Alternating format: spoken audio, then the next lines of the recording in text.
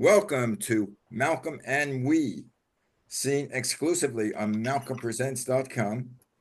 And we are a streaming platform heard around the world and beyond. I haven't found out, as I always say, I haven't found out where beyond is, but I'm expecting any day, an alien to hop in my yard and say, "Hey, man, welcome, Malcolm. We're here to hear all about you." Anyway, I'm Malcolm Berman, the host, and my co-host is Yana Larson, and we are having a very famous guest, Rick Ulfik. Ulfik. Ulfik. Ulfik. I Ul, suppose it could be Ulfik. no, it isn't that.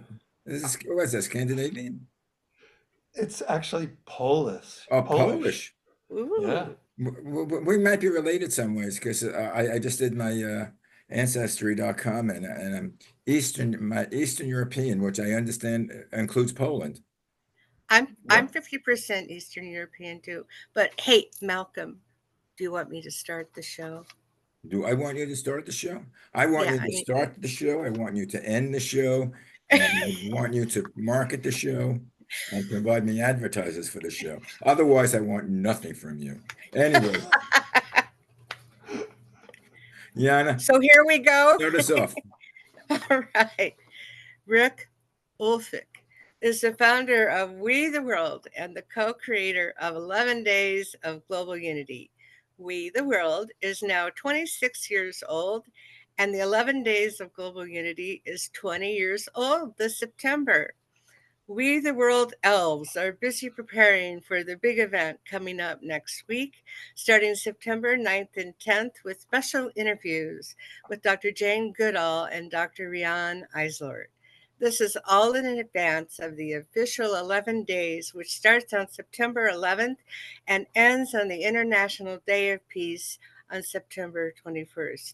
It will be a spectacular event this year, thanks to the elves who are working round the clock to put this gig together. Speaking of gigs, Rick is also a multi talented and famous musician extraordinaire. He tells me he was a musical prodigy at a very young age, as well as a math nerd. I hope he will tell us more about this during our conversation. He also likes to tell jokes that no one else understands or remembers. Oh, But that's okay. that aside, No, that's okay because we have the editors here and we'll just cut you out, Rick. Don't worry about it. all right. But that No aside, person. shh, shh. But that aside, Rick has many fans all over the world and parts beyond. I know he has charisma because he sure does know how to get those elves to scurry about. I nearly tripped over one today who said, and I quote, I seem to have lost my head and my mind. I surely hope she finds it because I think she also has to help with a couple of recordings tomorrow. But I digress. Welcome to the broadcast, Rick Ulfik. Welcome, Rick. Thank you. Thank you so much for that introduction. You're Wow. welcome. Amazing. I know it is. It So, is. what have you I, been I up to wrote that by lately? myself. What, What, Malcolm? what have you been up to lately, Rick? Just like In your own words. sitting in a hammock in Tahiti, that's Eating bonbons. no, no. I've been going nuts like Jana and the other elves. Uh, we've all been going nuts as we're launching the 20th anniversary of 11 Days of Global Unity. So, do you want me to give a little bit of a background to that? Yeah, you can give the background, a little history. Yeah. I mean, the first thing, as Jana says, this is all coming from We the World, and I'm the founder of We the World and the We campaign at we.net. So that's the most thing. It's all about we, right? We consciousness, all of that, and the network of we with we.net. But so what happened was the International Day of Peace, um, which was traditionally celebrated by the UN every September at their General Assembly meeting. That, and this has been happening since the resolution started by our dear friend Avon Madison, who unfortunately has passed, but We the World has worked with her many times over the years. But in 1981, she was able to get the UN to pass this resolution stating that the first uh, basically the general assemblies of the UN would be called the International Day of Peace, and the reason is that would be the day that announcements were made about ceasefires that were happening in places around the world, and they would be announced at that General Assembly meeting, which was generally the first Tuesday of September every year. Sometimes the third Tuesday, but mostly it was the second Tuesday of September. And the problem is that when it's like that, like the first Tuesday of September, the date would actually change. And so peace activists were asking the UN to put it on a specific date because it was easier to organize peace activists. If you can go and do something for the International Day of Peace if it's on a specific date. And there was a big movement to actually make the UN do this. The problem is that the UN was slow to act. And so the first Tuesday of September in 2001, think about that, was actually the day of the terrorist attack. Wow. So technically speaking, the International Day of Peace took place on September 11th, 2001. The irony of it. And the irony is unbelievable, right? So the UN was working on making it to September 21st, but it didn't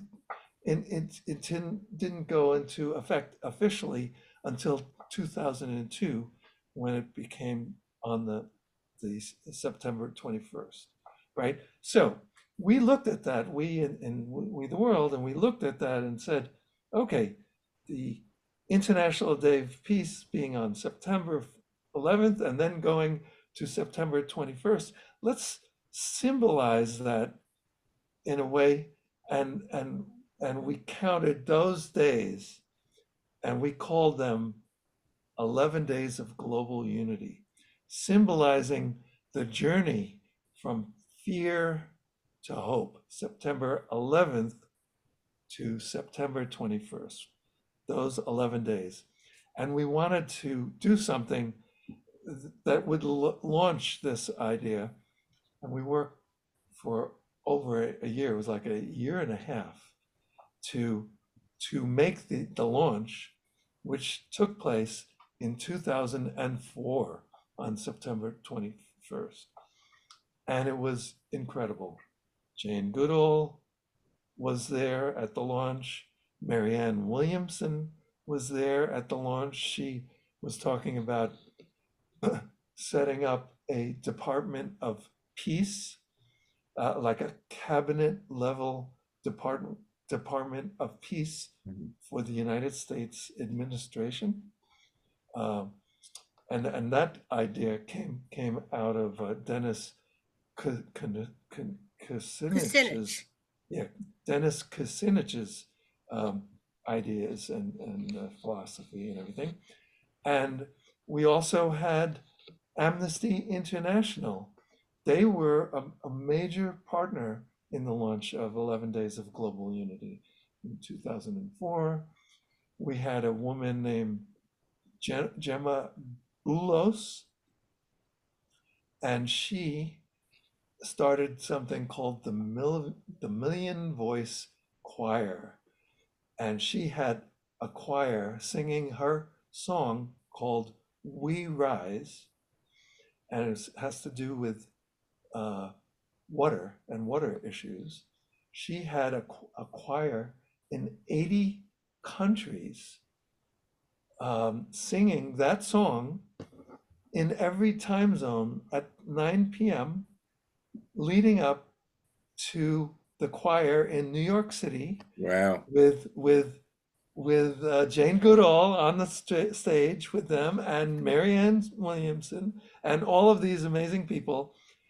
Um, and the Million Voice Choir was incredible, and this was such a big event that even the astronauts who were on the International Space Station, they acknowledged the launch of 11 days That is of awesome. global Is that on video spaceflight. at all?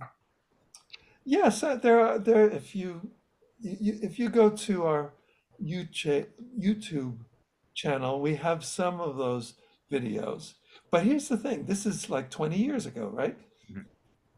We got a reunion of all of the major partners who launched 11 Days of Global Unity in 2004. They're all now on a panel together, and that's going to be broadcast on September 10th.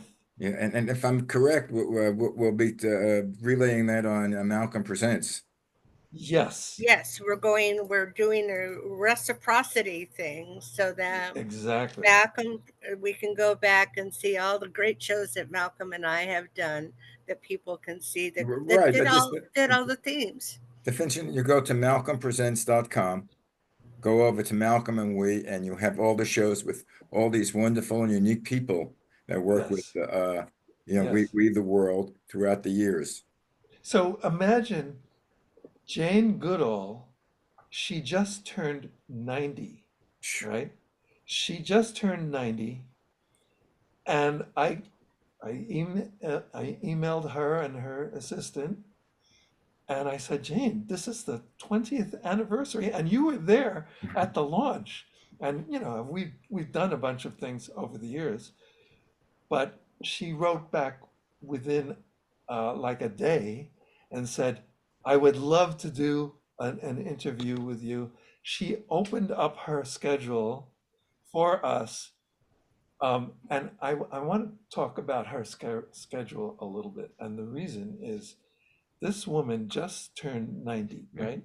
She told me that she just, since April, which is when she turned 90, since then, she has been doing speaking engagements in 20 countries, 20 countries, and she's got 15 more Wow. by the end of the year. And I did and she opened up her schedule, and I did this wonderful conversation with her, which is going to be on as a kind of a preview to 11 days, because it's September 9th at noon Eastern time. Um, and she said after the interview was over, she said, "Yeah, we had a good talk. Thank you, Rick. And I want you to know the interview that you did is the sixth interview that I've done so far that day Wow. on God Zoom bless her. with media like, so she's on CNN and all these things, but she opened up the time because she loves We the World, and we do so many things together. So that's the schedule she's doing every day. Zoom 6 per day on media outlets, and then speaking in all these countries. And she's Does she 90. does she travel to all the countries and there Yes, personally? yes, all of them. That's the point. So it's in Zoom and in person And in all travel, these in person countries. travel. I hope she doesn't fly commercially. Yep. She's amazing. That's all I can say. She's amazing. Well, And we had a wonderful conversation, not just talking about peace and social justice and the environment and all of that, we also talked about interspecies communication, and was a very powerful part of the conversation. So I hope that your audience will check out the, people can go to we.net and register and see that broadcast along with everything else. Yeah, I'd love to be able to get her on our show, but I don't think we have the Uh, audience for it. yeah, you're a guest getter person. That's what I'm trying to say. She doesn't have that kind of clout. You don't? That, by the way, Yana She is my doesn't. guest getter person. Guest getter person. But it's wonderful what you're doing, especially in today's age. I don't know how much you get involved in politics, but Yes. Well, and I'm glad you asked me that question, okay, because continue. one of our panels, actually multiple of our panels, but one in particular is freedom. Now, we have the 11 campaigns that are featured during 11 days of global unity, right? That's the whole point of 11 days, is kind of to focus on the work that people are doing around all year round, but do a big focus during the 11 days. And and um, and we have, unity, interdependence, um, environment, economic justice, health, children and youth, women, Women. human rights, Yeah. It's hard to freedom, remember all of. right, Yeah. freedom, disarmament, and peace. So we have the 11 campaigns during the 11 days, but freedom is where we're talking about the possible collapse of democracy in the USA. That's that's one of the major topics for the panel, and the panel on that for that summit uh, uh, talk is has a guy named Michael Wayne, who's doing a documentary on, it's called How to Save Democracy. And I already So talked to him, and he said he'd love to be on our show, Malcolm. And Woody, yeah, because right now ah, I have to admit that I am very pro Harris right now and very anti-Trump. I know this is not a show, that we really talk about the politics of what's happening, but I think it's a major election in this country, and it could. Originally, I thought, well, the president doesn't have that much, has influence, but not that much. But until Yeah. Trump took over, he changed the whole thinking of or the United States. Whoever I don't thought like that it. democracy was something that we had to really think about? I mean, we've been so I thought just, about that well, I for know. I years. mean, and of course, I really appreciate it and think, wow, we're so lucky to live and grow up in a democratic society, But it never occurred to me to think that it could come close to, not working. It could I just change. did. I didn't see it in the teas in my the leaves in my Tea tea, leaves. whatever. I didn't see it in the stars. Um, but oh boy, I really Oh got boy, got a lesson here a few years ago. This And the rights of women, I mean, come on. That is that's just, democracy. That's part of the issue. yeah, it's just so scary. well, And So, it's not just women, LGBTQ people, yes, yes, I'm the mother of a trans immigrants. man. Of course, I'm very Um, concerned, and as he is too. It's just like what's going to happen. But the other exciting news that I'm sure Rick will want to talk about is who we have coming up for economic justice. We're going to oh have, yes, and you can talk about him as well. yes, yay. and we've had a lot of people on who with from Poor People's Campaign, giving that little hint out, who talked about working with him, and so Malcolm is the Reverend Dr. William J. Barber III of the Second, Poor second, People's second. second. He has a Second. son, the third, the second, the second. Oh, that's it. And That's and interesting. he's gonna be on and with Yes. Rick and with me. Ooh. So he's kind of picking up the mantle that was started by Martin Luther King King. Jr. Yeah. Yeah. because MLK started the Poor People's Campaign, Yep. and Bishop Barber is actually making it happen in a big way. You Yeah, know, it's the start. So we started the Moral Mondays, the Moral Fusion campaign. He's been on all sorts of shows with MSNBC, CNN, all of those. He's on a show, weekly show in New York City. What's that called, Rick? With he's on the station is called WBAI, and yeah, No, that's it. they have I, they they're I live in New York and I listen to that Yeah, so did I. The station. BAI is Pacifica Radio, Exactly. yeah. That's the and network. in Yeah, and in Los Angeles is KPFK.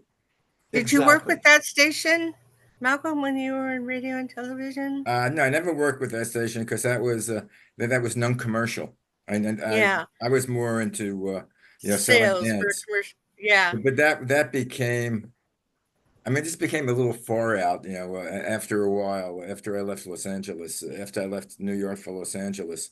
In recent years, it's been very, as Trump would say, it's been a lot of communists and socialists. Ah, oh my But gosh. that's one of the things I hate about politicians, um, is that they very often use labels, Yeah. which are, Yes. every label is really a generalization, right? And it's So misleading. Well, yeah, and well, when you make a I have an generalization idea about that anything, I have an idea it's, that Yeah. most people don't know what communism is because yeah.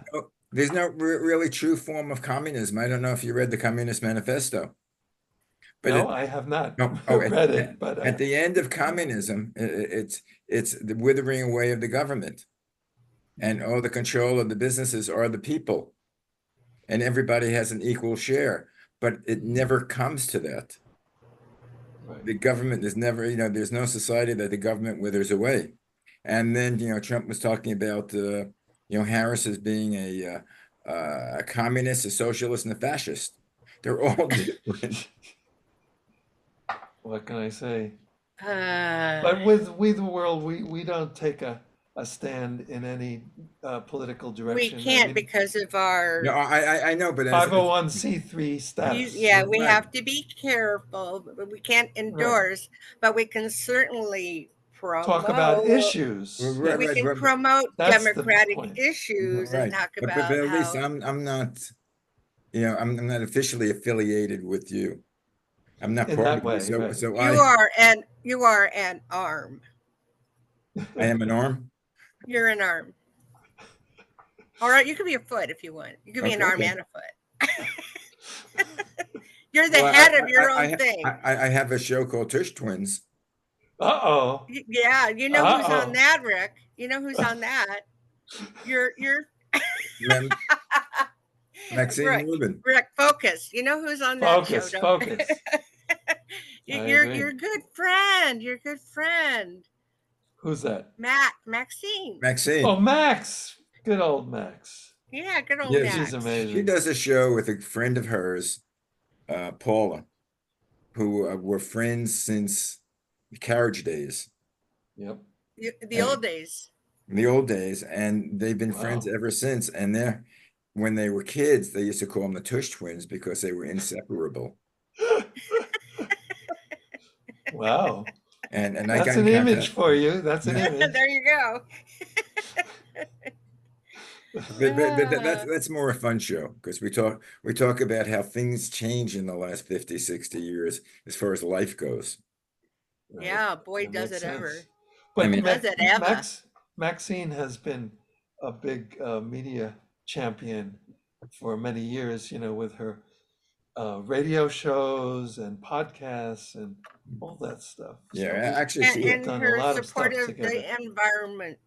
Yep. environment, global warming, which, as I say, out in Los Angeles, it's September 5th now. It's September 6th. It's 110 degree. I looked at the Ah, temperature. It was incredible. 110 degrees yesterday, 112 at 1 Wow. o'clock. And Wow. I've been out of here 50 years. I've never seen it that high. I And know. Malcolm, you Incredible. want me to get more people talking about the environment, and I am always trying, but I have a great new person to invite to the show. That is our friend Jamin Shively. Rick and I interviewed him for one of our panel presentations, but Yeah, it he was has interdependence, interdependence. yeah. And he has a new organization. Well, I don't know how new it is. It's called People for Cooling the Planet, Good. and he's very much into this. And he's like following like the atomic scientists, the doomsday clock. It's like Yeah. here. I think we're on the downside of that already. Well, it's Yeah, we're at midnight. It's The close to midnight. close to Not midnight. there yet, but But it's it's very, going. very close, with Yeah. and there's all sorts of other technology that I had never heard of before I started finding out more about it. It's Hmm. called marine cloud brightening. Have you heard of that? what is it? Marine cloud brightening. Rick, do you remember how to explain it very Not well? really. Yeah, well, we'll talk about it because I'm going to get him on the show. Good Definitely, idea. Your guest getter person my will guess get will a person. Now, to me, the most Yeah. important issue in the world Yeah. is the climate change, It because is. that's going to yeah. change everybody's life, no matter Yep. where you live. And it's affecting it now. It's affecting the world. Go That's to what Yep. gets me about these news shows where they're interviewing people like, well, who are you going to vote for? What's the most important thing? Well, I am worried about the price of groceries, and I'm like, why aren't you worried about the life of the planet?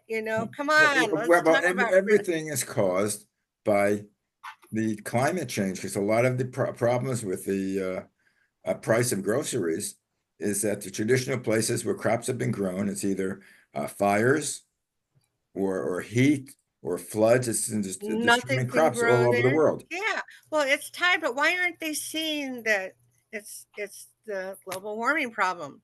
Because, Hello. well, because it's economic, because with global warming, we have to change lots of things, and parts of them are the fossil fuels. Because Yes, this Of leads to course. footprint, and that's what's, I think 80-90% of the scientists say. but It- Definitely. but That prevents the global people, the warming. voters, need to understand this better. That's what I'm Yeah, saying. but you have to change. You have to change from the type of energy that we use, which might cost us more money during the transition. But nobody's wants to pay the extra money, the extra dollar a gallon of gas or so that it might cost us. But this might save the world. Well, Well, I have something on that because um, I don't know if you know Bill McKibben. He's been a champion about addressing climate disruption for decades, you know, and he's the one that started 350.org, which is all about that issue.